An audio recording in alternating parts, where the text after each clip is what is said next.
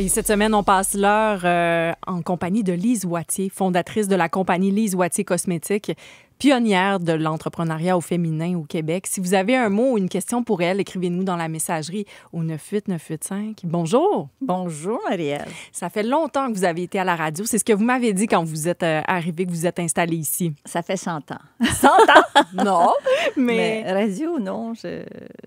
J'ai été plutôt à la télévision pour toutes sortes d'entrevues, mais radio, non, j'ai accepté de venir te rencontrer ce matin avec grand plaisir. Merci, c'est nous qui sommes honorés de vous avoir avec nous aujourd'hui. D'ailleurs, là, vous avez créé la compagnie en 1972. Vous avez pris votre retraite, c'était en 2013, une belle longue carrière. Comment se passe la retraite pour vous? J'ai pas pris la retraite totalement en 2013. Je dirais plutôt en 2017, la vraie retraite. OK, oui. Je suis restée quand même dans la compagnie jusqu'en 2017. Et j'ai fondé avec mon mari et puis ma fille la Fondation Lise Wattier. Quand je dis j'ai fondé, on a établi la Fondation Lise Wattier en 2009. Alors, c'est plutôt vers la fondation maintenant que j'ai mes activités. Et je fais du bénévolat, mais la retraite, c'est pas facile. Pour moi, ça n'a jamais été facile parce que je suis une personne dynamique. J'aime me lever le matin, avoir un objectif, un but, faire quelque chose. Alors, il faut que je me trouve toutes sortes d'activités maintenant. Là, je lis, je voyage beaucoup. Mais la retraite, c'est...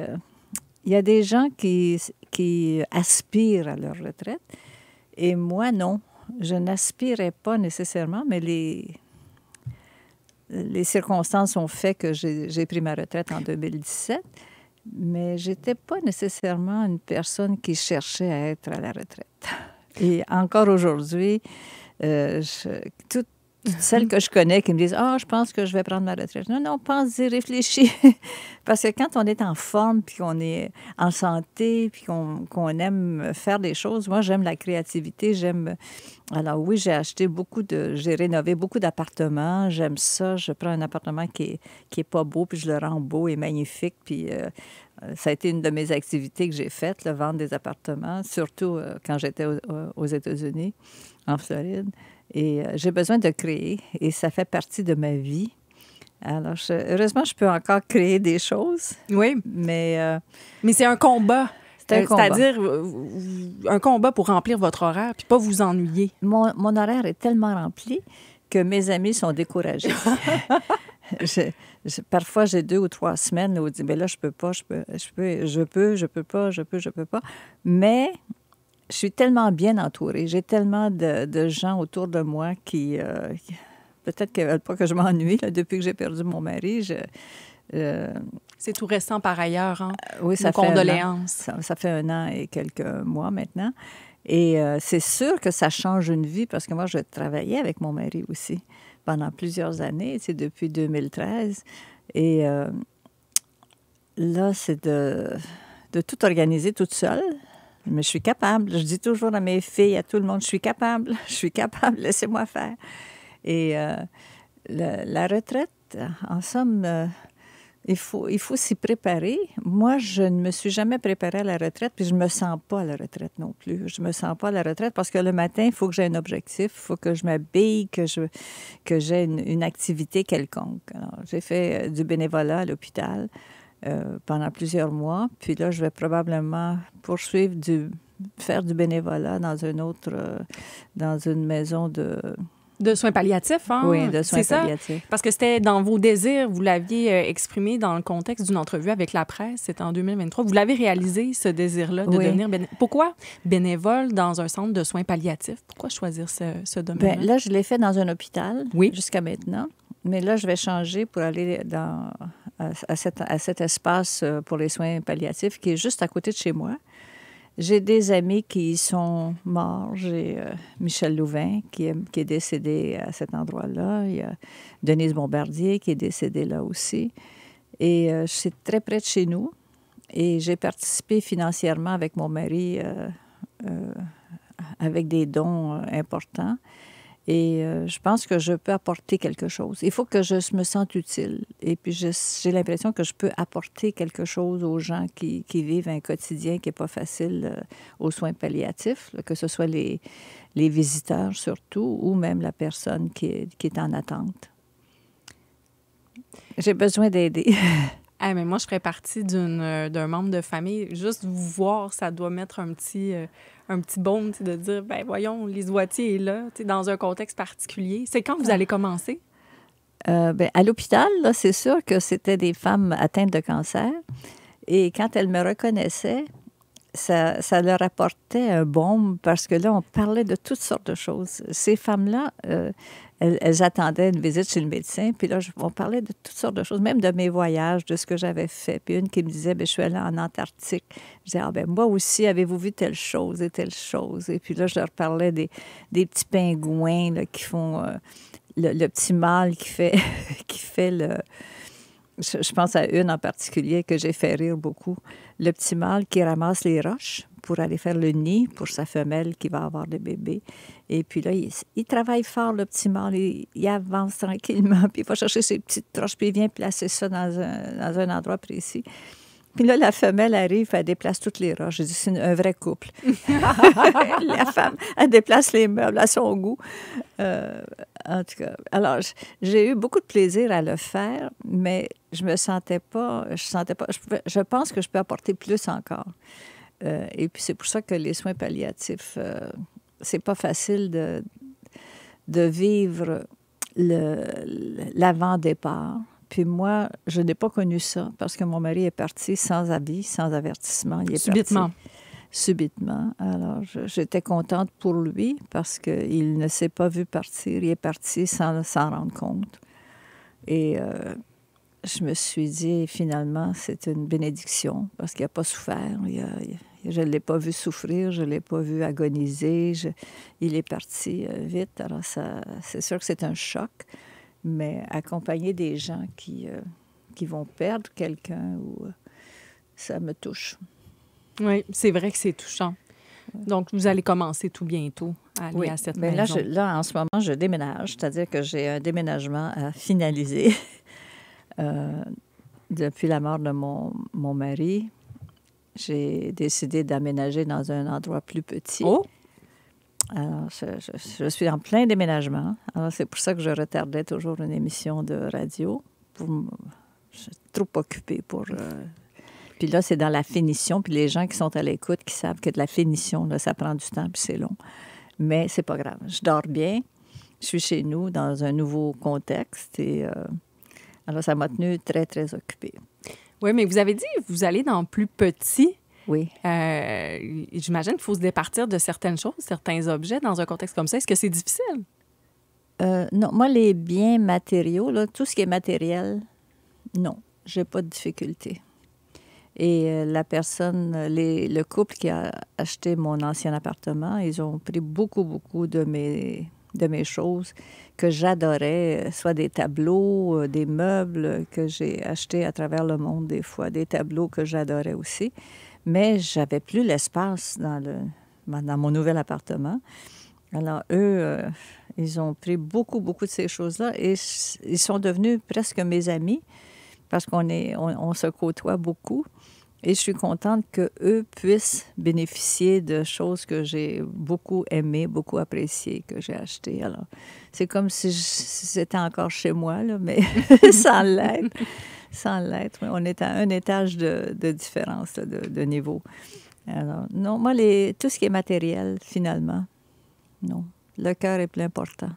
La voix que vous entendez, c'est celle de Lise Wattier, femme d'affaires, une pionnière au Québec, surtout du côté de l'entrepreneuriat chez les femmes. Il y a une auditrice qui nous écrit un message. Elle dit « Un mot pour vous dire que je suis cliente depuis 1989.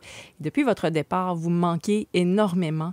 Présence au salon, saluer les clientes avec la petite main sur l'épaule pour nous dire bonjour. Votre grâce, votre disponibilité et le grand professionnalisme que vous aviez été capable de mettre en place, que vous avez été capable de mettre en place. Bref, bravo pour tout ce que vous avez réussi jusqu'à maintenant. Vous êtes une femme d'exception. » C'est Lucie Brosseau de Boucherville qui nous écrit ce message. Ça me touche énormément, Lucie. Ça me touche, mais je continue à aller, même si je ne suis plus propriétaire de cet espace beauté, j'y vais et je salue toujours toutes les clientes, même si je ne suis plus propriétaire. J'aime saluer tout le monde. C'est dans ma nature. Vous avez des mots, questions pour Lise Wattier, écrivez-nous dans la messagerie 98985. On s'arrête un instant pour une pause et au retour, là, on va revenir sur votre parcours. À tout de suite.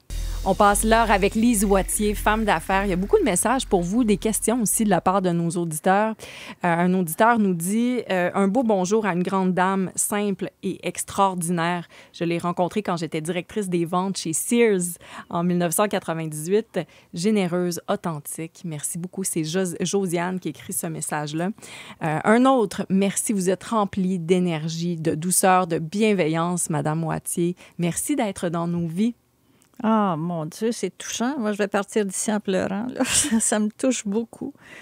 J'ai tellement aimé ce que j'ai fait. J'ai aimé toutes les femmes que j'ai pu aider ou que j'ai pu, je sais pas, où j'ai pu participer d'une certaine façon à leur état d'esprit, à leur état d'âme, à leur état de bien-être. Puis, ça me touche beaucoup, beaucoup. Et partout où je vais,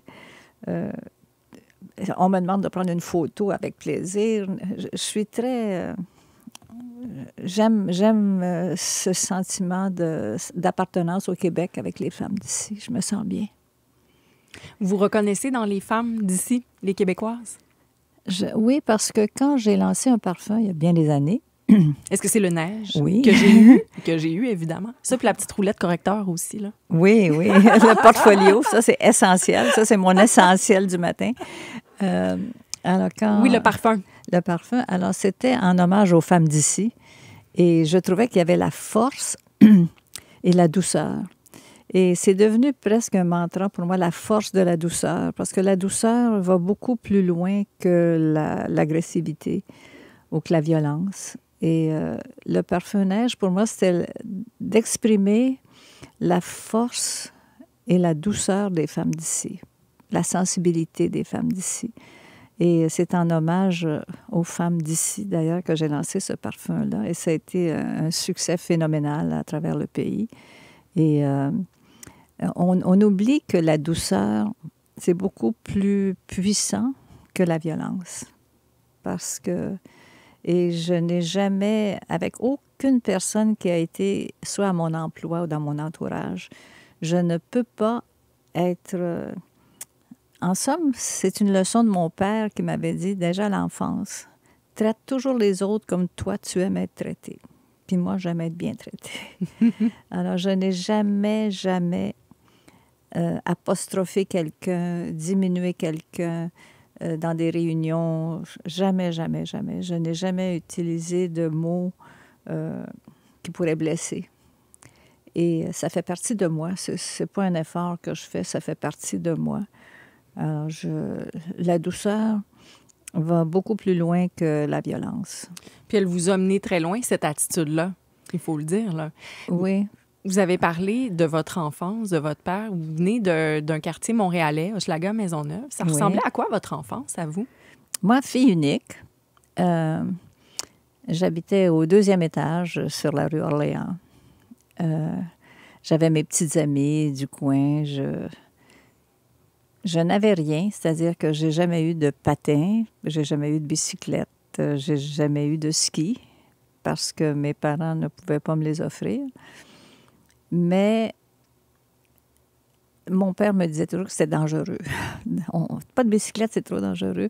Ma mère aussi, pas de patin à roulettes, c'est dangereux. Alors, j'ai été élevée un peu dans la ouate, hors du danger, supposément, mais je réalise aujourd'hui qu'ils n'avaient pas les moyens de m'acheter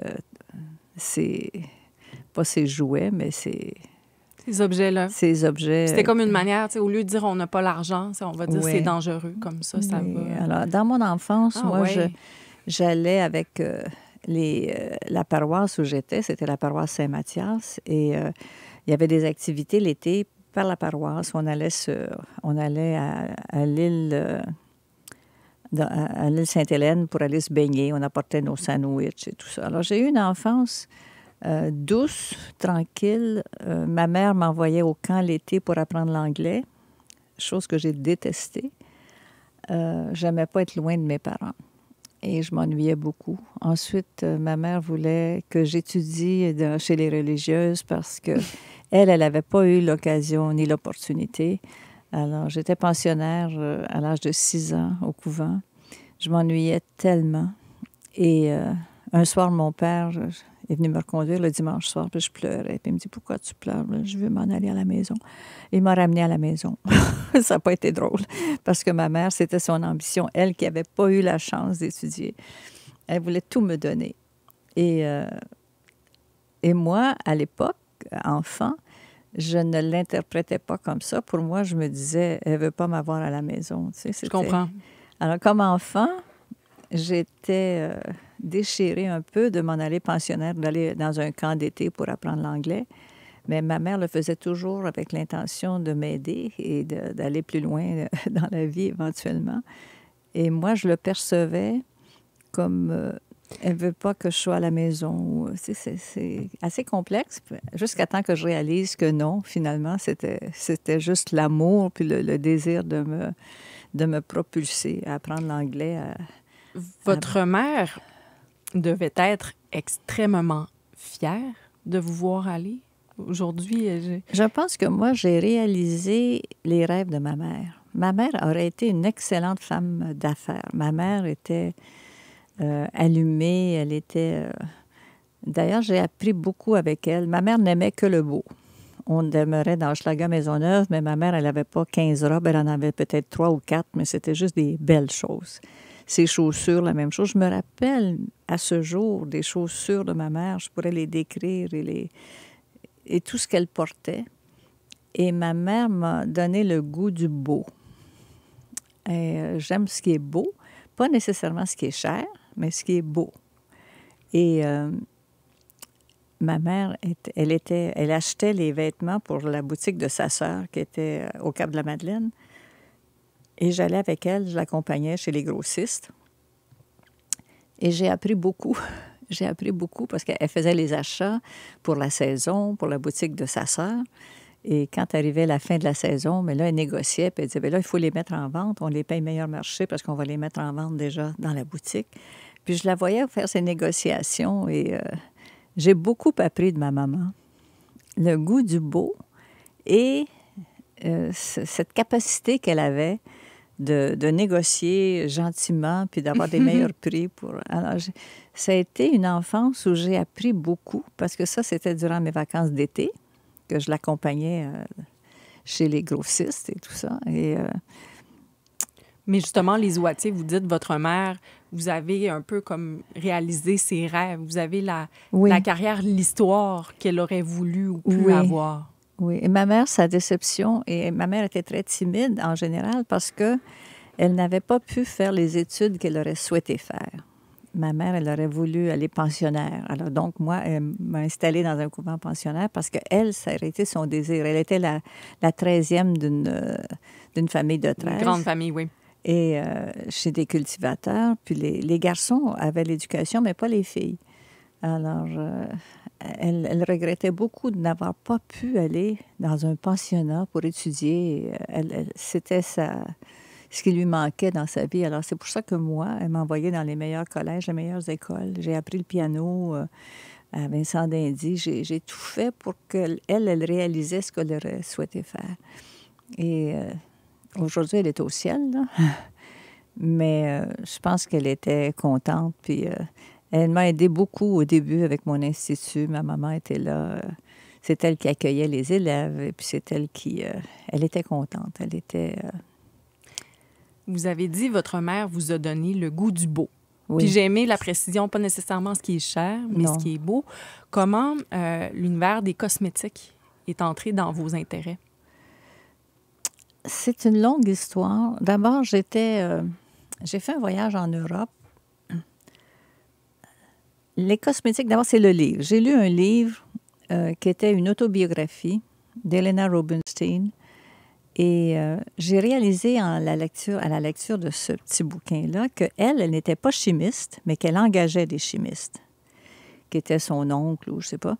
Et je me suis dit, moi, c'est un domaine... Mais je voyais qu'elle aidait beaucoup les femmes à se sentir bien, à se sentir valorisée et belle. Et je me suis dit, elle doit bien dormir le soir. Là. Tu sais, quand tu peux aider comme ça. Et moi, j'avais mon école... Et j'étais contente de pouvoir aider toutes les jeunes femmes, les femmes de tous âges qui venaient pour l'étiquette, se sentir bien, valorisées, apprendre à vivre en société avec plus d'aisance. Et avec le cosmétique, j'avais visité à Grasse, une parfumerie. Et ça m'avait beaucoup impressionné de voir qu'on pouvait acheter le parfum, même en gallons, et l'embouteiller, puis faire une... Déjà, mon désir d'entrepreneuriat était Oui, c'est là. ça. Vous voyez, OK, on peut le diviser, voici. Oui, on peut le diviser avec, je sais pas, moi, 100 flacons, et puis ainsi de suite. Alors ça m'était resté dans la tête. J'étais chez Fragonard, que j'étais allée à Grasse. Et par la suite, j'utilisais des produits de maquillage pour les élèves qui venaient tous les soirs tous les soirs à l'Institut. Et j'étais obligée d'aller fouiller dans différentes compagnies pour avoir ce que je voulais. Le rouge à lèvres dans telle compagnie, le fond de teint dans l'autre, et ainsi de suite. Il n'y avait pas une gamme où j'aurais pu dire... Là, je me suis dit, moi, je vais faire des produits de beauté avec mes critères à moi. Le rouge à lèvres, il ne goûtera pas la fleur. Le fond de teint va être léger. Tout ce que j'aurais souhaité, moi, je me suis dit, je vais le faire. Il faut le faire. Puis je ne réalisais pas dans quoi je m'embarquais. Ah non, hein? Pas du tout. Mais je savais que mes critères allaient être acceptés et aimés des femmes autour de moi. Et c'est avec cette expérience-là des femmes que j'ai eues par centaines là, à l'Institut à l'époque, que je me suis dit, bon, moi, je vais faire mes produits à moi. Et je me suis lancée dans cette aventure, ne sachant pas dans quoi j'embarquais, mais je n'ai aucun regret. Je l'ai fait du mieux que j'ai pu. Et pour moi, le plus important, c'était la qualité. Alors, c'était pas le prix, c'était la qualité. Parce que si je me lance en affaires et je n'ai pas la qualité, bien, les gens ne vont pas le racheter. Alors, c'était la qualité. Puis c'est pour ça qu'après plus de 50 ans, la compagnie est toujours dans les tops. Oui, on entre en pharmacie, puis c'est ce qu'on voit, là, toujours, le Lise Wattier. Puis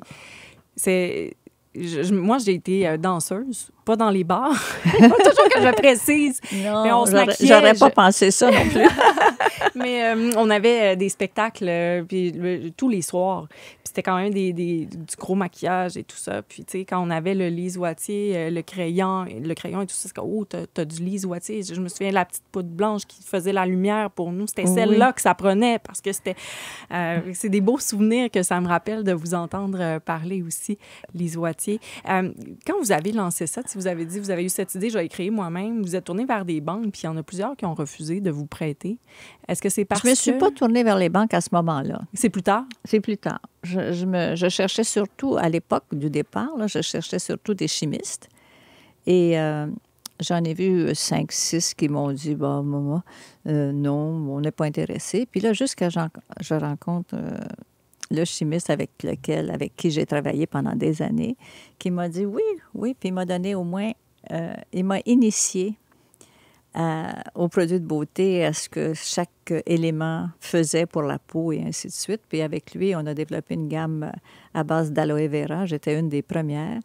Et il m'avait envoyé au Texas dans un laboratoire où il y avait des champs d'aloès. Et c'était le Dr. Maddis à l'époque. Là. Et c'était l'aloe vera le plus pur qui existait sur le marché. Parce qu'il y a des aloe vera qui sont dilués à 5 10 mais lui, c'était l'aloe vera pur. Et j'ai commencé une gamme de soins avec l'aloe vera à ce moment-là, que j'ai développé avec ce chimiste avec qui j'ai travaillé jusqu'à son décès. Et qui n'était pas à mon emploi dans l'entreprise. Mais par la suite, j'ai engagé des chimistes à l'interne, mais j'ai commencé ma compagnie... Avec cet homme-là. Avec cet homme-là qui a été... il y a une anecdote assez amusante parce que moi, je parlais espagnol et j'ai suivi des études classiques. Alors, j'ai appris le grec. Et ce chimiste qui avait suivi les mêmes études que moi, qui était un homme beaucoup plus âgé, mais qui connaissait l'alphabet grec, et qui parlait espagnol aussi bien que moi, on avait un code. On s'écrivait tout, que ce soit les recettes, que ce soit les formules, quand on s'écrivait. je prenais l'alphabet grec prononcé en espagnol. Alors, c'était un code que personne ne pouvait comprendre. Parce que si je mettais, par exemple, PLUS, là, je mettrais le pi grec, Ben oui. le lambda. Puis pourquoi avoir ce code-là avec lui? C'était Ben, pour rire ou c'était vraiment pour que ça reste entre vous? Ben, Parce ça que c'est restait entre ultra nous. caché, c'est vos recettes. On veut pas que personne mette la main dessus. C'était C'est ça, pour là. ça, mais Ben, en même temps, c'était amusant. Puis c'était notre code à nous. Puis même à l'époque, ça. mon mari, qui était mexicain et avec qui j'avais appris l'espagnol, il pouvait rien comprendre, lui non plus. Et alors, c'était une anecdote quand même intéressante. Lise Wattier, on passe l'heure ensemble. Merci beaucoup de partager vos histoires de vie avec nous. Vous êtes très, très généreuse. Je vais lire le commentaire d'une auditrice. Il y en a beaucoup. On va y aller avec un, puis après la pause, je vais en lire d'autres. Mais cette auditrice dit « Je suis extrêmement fière d'avoir porté et aimé le tout premier parfum de Madame Wattier à l'âge de 17 ans. Lorsque je marchais, on m'arrêtait pour me complimenter, mais je ne comprenais pas pourquoi. Je ne le sentais plus sur moi. » Ça, c'est toujours signe qu'un parfum vous va bien quand vous ne le sentez plus. C'est ce qu'on m'a dit du moins. Elle ajoute, je me suis fait dire que c'était parce que je le portais bien. Donc, c'est ça. Et donc, c'était mon cadeau. Puis là, c'est écrit en majuscule. Mon cadeau d'anniversaire de Noël. Ce parfum-là. Vous avez un mot, une question pour Lise Wattier, messagerie 98985. On est en compagnie de Lise Wattier, femme d'affaires, pionnière en matière d'entrepreneuriat au féminin. Je l'ai dit avant la pause que j'allais lire quelques-unes de vos réactions dans la messagerie. Il y en a une qui vient d'entrer. « Wow, quelle belle entrevue avec Lise Wattier. Je suis un homme dans la soixantaine et quand je veux offrir quelque chose à ma blonde, je lui offre un produit Lise Wattier. Je suis certain de ne pas me tromper. C'est une belle entrevue. C'est enrichissant de vous entendre. » C'est ce qu'il ajoute. Ah, mon Dieu, je suis très touchée. Je ne m'attendais pas à recevoir des commentaires du tout. D'abord, je vais rougir, là, mais ça me touche. Je suis très touchée parce que j'ai toujours dit à tous ceux qui ont œuvré avec moi tout au long des années, la seule façon, c'est de toucher le cœur des gens. Si on ne touche pas le cœur, on passe à côté. Alors là, vous me touchez au cœur, fait que vous ne passez pas à côté. Ça me touche beaucoup. Puis je trouve ça le fun qu'il y a des hommes à l'écoute qui prennent le temps de vous écrire des messages. Il n'y a pas un beau veuf là, qui cherche une veuve, pas pire. Là. Ah, mais attention, là, les Wattier, parce que je vous le dis tout de suite, le téléphone va sonner. Est-ce que... Ah, mais c'est intéressant ce que vous venez de dire là, parce que votre mari est décédé, vous l'avez dit, il y a un peu plus d'1 an. Vous avez envie de vivre encore l'amour? Je pense que l'amour ne s'éteint pas. Je ne pense pas que le sentiment d'amour est capable de tarir. Je pense que j'aime les gens autour de moi. C'est une blague que je fais, là, mais c'est parce que tu me dis un homme de 60 ans qui m'écrit, mais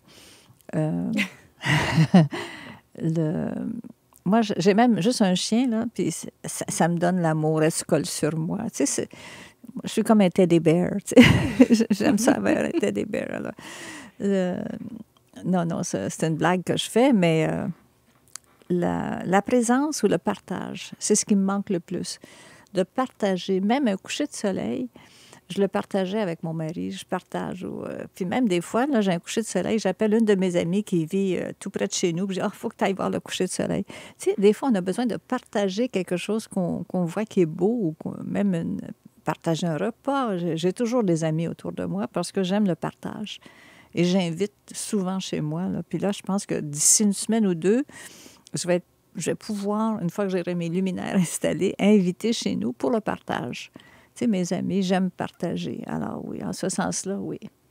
Je vous souhaite de le trouver, cet amour, cette relation pour avoir ce partage là, que vous aviez autrefois avec votre mari. Oui, mais toute ma vie. Alors, j'ai eu une très, très belle vie. J'ai eu une vie... quand quelqu'un parle que tu as aimé et qui t'a aimé, et tu n'as pas de regrets. Et puis, je pense que je n'ai aucun regret.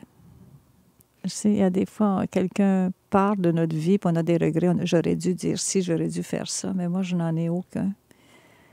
Alors, c'est cette sérénité-là qui m'habite. Alors, j'ai pas de regrets. Je regrette qu'il ne soit plus à côté de moi pour qu'on partage, puis qu'on se tienne la main. Pour la tendresse aussi. La tendresse, mais je n'ai pas de regret de ce que j'ai vécu dans ma vie au complet. Tu sais, c'est pour ça que je suis sereine et bien. Ça paraît en vous voyant raconter tout ça.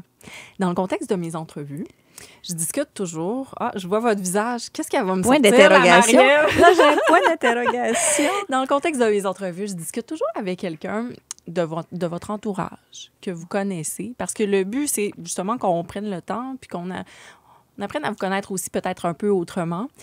J'ai demandé à cette personne ce que vous représentez dans sa vie. Je vais vous dire c'est qui. C'est Mitsou. On l'écoute.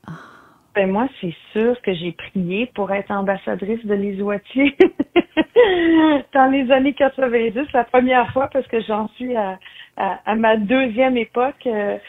C'est revenu dans ma vie plus récemment encore, et ça me fait vraiment plaisir parce que je me dis que on évolue avec Wattier. Tout le Québec évolue. Elle nous a amené tellement de lumière. Lise Wattier, elle a pavé la voie à des femmes qui avaient envie de se dépasser, à des entrepreneurs. Mais ce dont il faut se rappeler, puis c'est peut-être la clé de son succès, c'est que sa carrière a vraiment pris de l'ampleur alors qu'elle avait plus de 40 ans. Je trouve que c'est important qu'on le mentionne, qu'on le répète, parce que souvent les femmes, il va leur rester de l'énergie après avoir eu leur enfant. Il va rester encore de l'espoir pour se dépasser, pour continuer, pour envisager de nouvelles avenues. Et Lise, c'est important que tu en parles. C'était Mitsou avec qui j'ai discuté cette semaine à propos belle de Mitsou. vous. Elle est tellement belle en dedans, elle est belle partout. C'est une personne que j'adore. Elle a la sensibilité, elle a le talent, elle a tout pour elle, Mitsou. La gentillesse, je l'adore. Mais Mitsou, tu es très généreuse dans tes commentaires. Oui, puis elle met vraiment l'accent sur le fait que votre carrière a vraiment démarré, pris son envol. Bien, Lise Wattier, telle qu'on connaît, là, après le 40 ans. Puis c'est intéressant ce qu'elle mentionne, c'est-à-dire, les femmes, c'est possible, c'est normal. On a encore de l'énergie, même passé un certain âge. Puis elle veut vraiment, tu sais, elle souhaitait que tu l'abordes, que vous l'abordiez, cet aspect-là. Oui, parce que, non, j'ai commencé l'entreprise avant, mais peut-être qu'à l'âge de 40 ans, ça a été le lancement de mon parfum neige là, qui a fait... ça a fait boule de neige, ça, c'est sûr, là, pour employer une expression bien connue. C'est que ça a ouvert des frontières, ça a ouvert le monde, mon parfum, en France, un peu partout. Et c'est pas une question d'âge, c'est une question d'énergie. Puis moi, je pourrais vous dire que si à l'âge où je suis, là, je dis toujours que j'ai 59 ans, mais c'est pas vrai. Mais je me sens comme à 59 ans. Mais j'aurais l'énergie encore pour lancer quelque chose d'autre. J'aurais encore l'énergie, mais comme j'ai 59 ans, faux. Je me dis, mais non, là, je peux pas quand même, tu sais. Sauf que j'ai eu la chance de pouvoir former des gens qui, aujourd'hui, qui sont dans l'entreprise Wattier.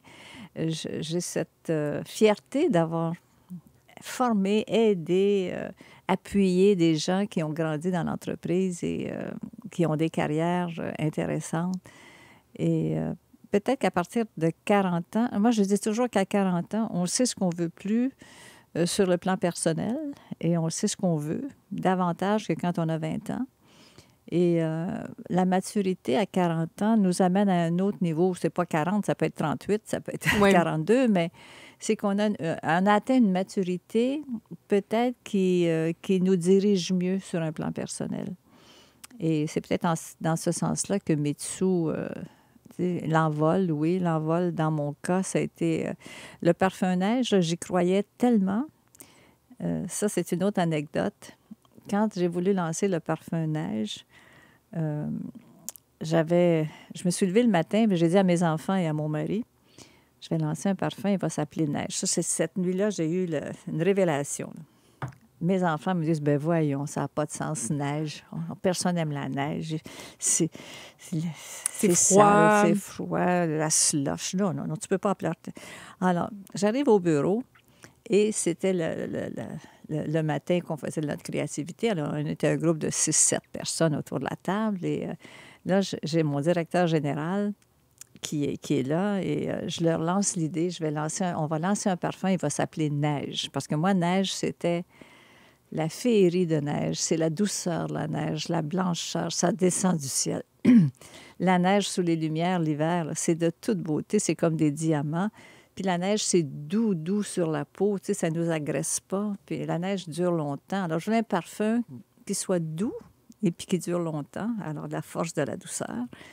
Et tout le monde se regarde en voulant dire la patronne. Alors, je vois les regards. Et mon directeur général à l'époque, c'est Michel Posé. Il me dit, Lise, il dit, on va faire quelque chose. Il dit, pourquoi on lance pas un concours à l'interne, que tout le monde participe, tous les employés vont participer à la recherche d'un nom pour ton nouveau parfum que tu veux lancer. Là, j'ai dit, OK, jusqu'à vendredi. Alors, le vendredi, je reçois la liste, toutes sortes de noms. Admiration, toutes sortes de noms, là, je ne peux pas me les énumérer. Et là, je me souviens très bien que j'ai dit à tout le monde, il va s'appeler Neige. Ça, c'était le privilège que j'avais de décider du nom du parfum. Parce que pour moi, Neige représentait d'où je suis, mon pays. Ça représentait les femmes d'ici, la douceur. Ça représentait la fraîcheur. Ça représentait... C'est un produit qui vient du ciel, la neige. C'est blanc, c'est pur. Il n'y avait personne qui pouvait me l'enlever. Ce qu'on peut dire, c'est que vous ne vous êtes pas trompé. J'imagine qu'on vous l'a dit après. On aurait dû vous suivre dès le départ. Mais ça n'a pas été long. Ça n'a pas été long. Ça n'a pas été long. Mais alors, c'est une anecdote aussi qui est amusante. Et puis, quand je suis arrivée pour le présenter, je me rappelle, on était à la maison de l'ambassadeur à Paris. Puis, il y avait la presse qui était là à Paris quand j'ai lancé chez Sephora. Et il y a les gens de l'agence de publicité, une agence de publicité internationale, qui disent « Pourquoi n'y avons-nous pas pensé, nous? » Il était trop tard. Le nom était déjà protégé et tout. Mais c'est une belle histoire que l'histoire de Neige. Lise Wattier, on va s'arrêter pour une pause. On termine l'émission ensemble. Il nous reste quelques minutes. On a beaucoup de messages d'auditeurs. Je veux vraiment prendre le temps de continuer à les lire après la pause. Par ailleurs, si vous avez un mot, une question pour elle, c'est toujours le moment de nous écrire. La messagerie 98-985. À tout de suite. On termine notre longue entrevue du jeudi avec Lise Wattier, entrepreneur, femme d'affaires, une pionnière dans le milieu de l'entrepreneuriat, notamment au féminin. Merci encore d'avoir accepté notre invitation, Lise Wattier. Bien, merci. Je reçois tellement d'amour ce matin que je ne m'attendais pas à ça du tout. Je pensais répondre à des questionnaires, puis je reçois plus d'amour que j'en donne. Ça me fait de la peine. Ah, voyons donc. Donner autant. Puis là, ben, je vais en lire encore, OK? Parce qu'on en a beaucoup. Puis on va enchaîner avec des questions d'auditeurs aussi. J'écoute cette entrevue avec grand plaisir. J'ai eu le bonheur et le grand privilège de travailler avec Madame Wattier, cette femme merveilleuse qui a eu confiance en moi. J'ai de beaux souvenirs. J'utilise toujours les produits qui me rappellent cette femme que j'aime d'amour. C'est Lise qui nous écrit ce message-là. Un autre, Lise Wattier, pour moi, c'est la grâce, la beauté, la féminité. Vous êtes une grande dame de chez nous. Merci pour tout, chère Lise. C'est Lily qui écrit ceci. Un autre, le parfum Neige, pour moi, c'est l'odeur de ma mère adorée, partie en 2024. Merci. Il y a quelque chose avec les odeurs puis les souvenirs. Vous participez, vous contribuez à ça avec ce que vous faites. Encore? Êtes-vous capable? Oui. Lise Wattier, ici Gérard, un homme de 63 ans. Vous êtes une femme exceptionnelle qu'on admire, votre modèle d'entrepreneurship au féminin. On continue à suivre votre vie. Félicitations. Un autre témoignage, j'étais encore étudiante lorsque j'ai débuté l'achat de mes pinceaux de maquillage Lise Wattier. J'en achetais 1 ou 2 semaines. J'ai réussi à obtenir la collection. Je les ai encore aujourd'hui, plus de 20 ans plus tard. Ils sont bons. Ils sont bons et durables. Et un autre, dans le monde où nous vivons, c'est réconfortant d'entendre une personne comme elle. Ça nous rassure sur l'humain, la bonté est encore possible. Je suis certain que Mme Wattier illumine son entourage beaucoup plus qu'elle ne pourrait jamais l'imaginer. Oh, c'est tellement gentil. Tout ce que j'entends, c'est tellement généreux et c'est rempli d'amour. On va y aller avec une question qui provient d'un auditeur aussi, puis je voulais qu'on en parle. Est-ce que vous faisiez partie d'un réseau de femmes d'affaires, comme ça se fait aujourd'hui? Est-ce que ça existait à l'époque où vous deviez affronter seul le milieu des affaires qui était très, très masculin? Non, je n'ai jamais fait partie d'un groupe de femmes d'affaires. En somme, il y en avait pas beaucoup autour de moi et il n'y avait pas d'association, il n'y avait pas d'aide. Je me suis lancée, moi, un peu comme quelqu'un qui plonge dans l'inconnu. Et je me suis lancée avec la certitude que j'allais faire quelque chose, que ça allait réussir. J'ai jamais eu de doute. Mais ce que je disais à tout le monde dans mon équipe, quand on a un doute, on s'abstient. Quand on n'a pas de doute, on plonge. Et je n'avais pas de doute parce que je voulais tellement faire quelque chose de beau que les femmes aimeraient. Parce que je m'assurais toujours que les femmes aimeraient le produit. Pour moi, c'était la chose la plus importante. C'était pas le prix, c'était pas est-ce que les femmes autour de moi vont l'aimer. Et c'était mon seul critère. Alors, j'essayais le produit, je le portais. Et quand je me disais, « Ah oui, ça tient longtemps, c'est merveilleux, c'est bon, ça... » Quand je le portais, moi, je savais que ça satisfaisait mes critères à moi, puis que ça allait satisfaire les critères des femmes autour de moi. Alors, je peux dire que j'en ai essayé des produits. Oui, mais je reviens au fait, on parle du fait d'être femme dans un milieu qui était majoritairement masculin à l'époque où vous avez démarré la compagnie. Vous avez même gagné un prix, là, c'était homme d'affaires. J'ai été l'homme d'affaires. Vous avez été l'homme d'affaires. Je veux Oui. dire, le titre femme d'affaires de l'année n'existait pas. Vous avez gagné le prix d'homme d'affaires. Oui, j'étais l'homme du mois. L'homme du mois de la revue Commerce. Alors, j'ai été l'homme du mois. Et par la suite, je pense avec mon intervention, on a changé ça pour la personnalité du mois. Mais j'ai été l'homme du mois. Alors, c'est un titre que peu de femmes peuvent se vanter d'avoir eu. Bien, peut-être que Valérie Plante s'est inspirée de vous quand elle a dit l'homme de la situation, quand est venu le temps de se présenter en politique Oui. pour la mairie de Montréal. Oui, probablement. Vous avez un conseil pour les femmes qui sont à l'écoute? Bien, tout le monde qui est à l'écoute, ça peut être un conseil, mais principalement peut-être pour les femmes là, qui vous écoutent. Bien, moi, je trouve que pour toutes les femmes, quel que soit leur âge, à cause de ma fondation, parce que c'est la fondation maintenant qui me préoccupe le plus et qui m'occupe, je réalise avec le temps que la seule indépendance, c'est l'indépendance financière.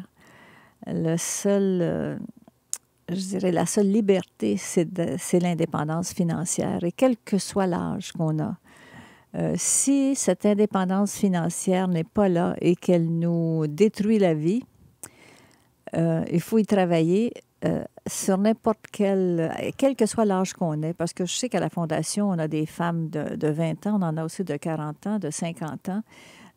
C'est gratuit.